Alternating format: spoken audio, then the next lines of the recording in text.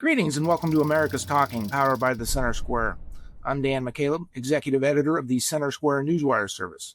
The massive welfare fraud under investigation in Minnesota has forced Governor Tim Walz to withdraw his re-election bid in the state as Congress is holding hearings investigating the scandal. On the same day, a U.S. House committee heard from several witnesses who testified that members of the Walz administration suppressed fraud reports, retaliated against whistleblowers, and changed protocols to mask criminal behavior. Joining me to discuss this is reporter Morgan Sweeney with our Washington, D.C. Bureau. Morgan, let's start with the congressional hearing that you covered this week. There were some pretty significant allegations made at that hearing. Tell us about them. Yes, there were. It was pretty surprising. The committee had called 3 members of Minnesota's state legislature to testify, and all 3 of those people are on a fraud prevention committee that was formed about a year ago, and they've been looking into a lot of these cases that have been brought up in this now estimated, I think it's $9 billion, over $9 billion of social services fraud in Minnesota. And so one of them in particular talked about the whistleblowers that they've spoken to and what some of their experiences have been.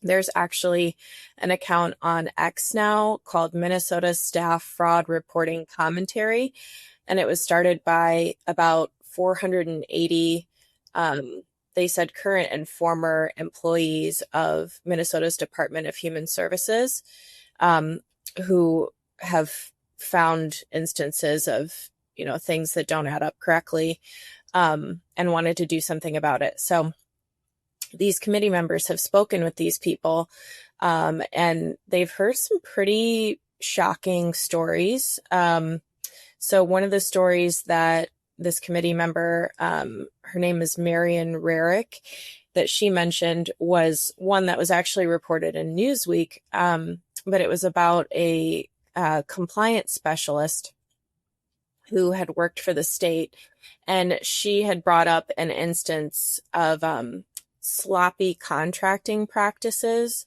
and it wasn't even technically fraud, but it was just they were out of compliance, and it ended up being terrible for her. She ended up being involuntarily transferred to another state agency and escorted out of the building, and so now she said if people asks her if they should report, similar things, she always tells them no, just because of the stuff that she suffered as a result of being honest. And then they said, Rarick said, in our face-to-face meetings with a group of whistleblowers, they revealed that retaliation now includes threats of being fired with cause, which means you don't get unemployment insurance in Minnesota, being blacklisted from all state agencies. She even said there was a veiled threat of the use of military intelligence against some of these people. So it's just truly shocking and something I don't think you'd expect to hear in the U.S. But other whistleblowers have said that they've found pictures of their homes and their cars and their personnel files, that they've been asked where their children go to school and where their kids' bus stops are. So just very strange things. And then they also mentioned that Minnesota's current Lieutenant Governor, Peggy Flanagan, she's publicly disparaged some of these whistleblowers and said some negative things about them, kind of making fun of them. And then she served on the state legislature before becoming lieutenant governor, and she was actually on a committee that held hearings of childcare fraud, which is, one of these biggest examples of the fraud that's been uncovered lately.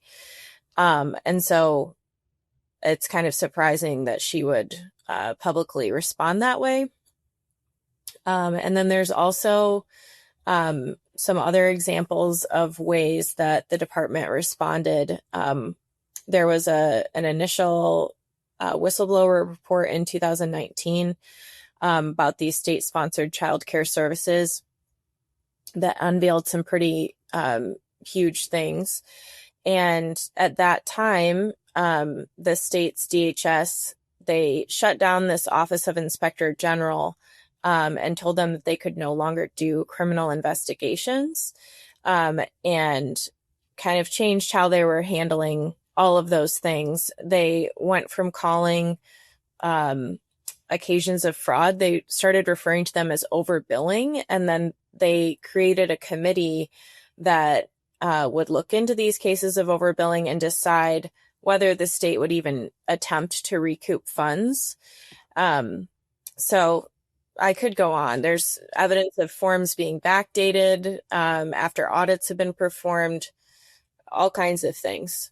And there have been widespread calls, at least among Republicans, for Walz to step down immediately, something that he has said he will not do. He did, however, say he was ending his reelection campaign early. Congress has invited Walz to testify at a second hearing. Do you expect him to join?